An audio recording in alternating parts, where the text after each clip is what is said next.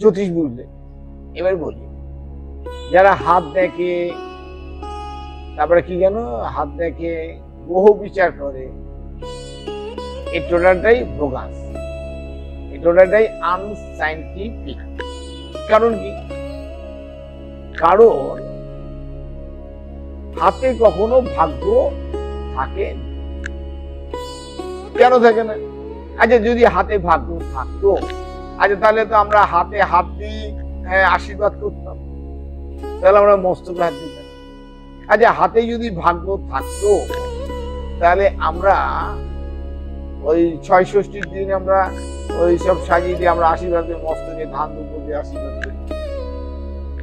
তাহলে কি হাতে ভাগ্য থাকে?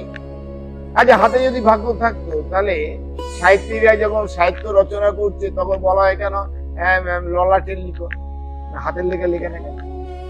আর যদি হাতে ভাগ্য থাকতো, তাহলে নসিব মে যে হ্যাঁ ওই হোমে তকদির মে লিখা হ্যাঁ, এই কথাটা আসতো কেন?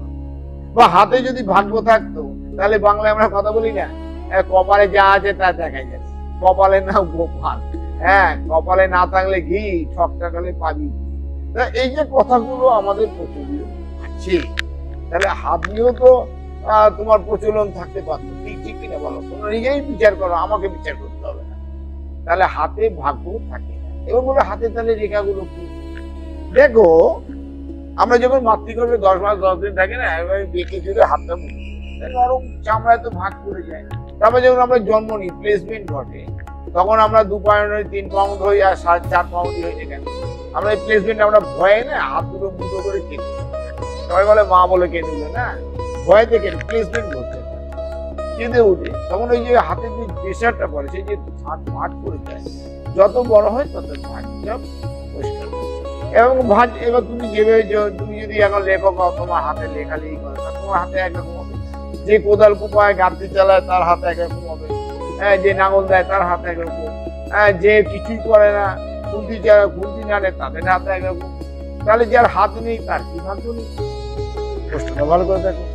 তাহলে হাতে ভাগ্য, হাতে দেখা ভাগ্য, হাতে ভাগ্য থাকে না, এটা ভুল। আর গ্রহ বিচার, রাহু কেতু শনি মঙ্গল গ্রহ। আচ্ছা তুমিরা বলো তো, এরপরেও তো কত গ্রহ আবিষ্কার হলো, তাই হলো না? আবিষ্কার হলো, আরো গ্রহ আছে যারা আবিষ্কার হবে আগামী। আচ্ছা তাহলে বলো, তাহলে এই বিচার কে করবে? আর গ্রহদের নিজস্ব আলো আছে কি? যার নিজস্ব আলো নেই তার কিসের বিচার? এই মোবাইল ফোনটা তোমরা দেখছো, তোমাদের মোবাইলটা যদি নাই ছবি আসতো, তাহলে এটা যত দামি ওটার কোনো মূল্য থাকে কি? থাকে না।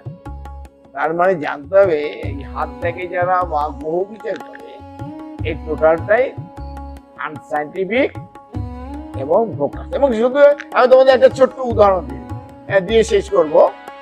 তোমরা ধরো একদিনে 3-4টি জ্যোতিষীর চাকরি, তুমি এই জ্যোতিষীর চাকরি ঢোকো, দেখবে তোমার হাত ছক করে একটা রেজাল্ট বলবে। তুমি পরে তুমি বি জ্যোতিষীর ঘরে ঢোকো, দেখবে সে আর একটা বলছে। তুমি পরে সি জ্যোতিষীর কাছে ঢোকো, দেখবে সে আর একটা বলছে। তাহলে যদি এদের অঙ্ক এক হয়, থিওরি যদি একই হয়, তাহলে সবাই তো একই রেজাল্ট বলবে কিনা?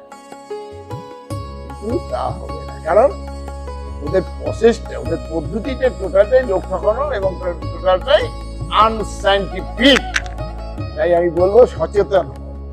এই যত ডিজিটাল মিডিয়া বা টিভিতে বিভিন্ন জায়গায় জ্যোতিষতান্ত্রিক বসছে, এই গণনা করছে, ল্যাপটপে কি আছে, 100 বছরের পঞ্জিকার সফটওয়্যার আছে, মেরে দিচ্ছে, বেরিয়ে যাচ্ছে। এর মধ্যে তোমার লাইফ জীবনের সঙ্গে কি বিচার করতেছে? জয় মা, জয় কালুশিরা।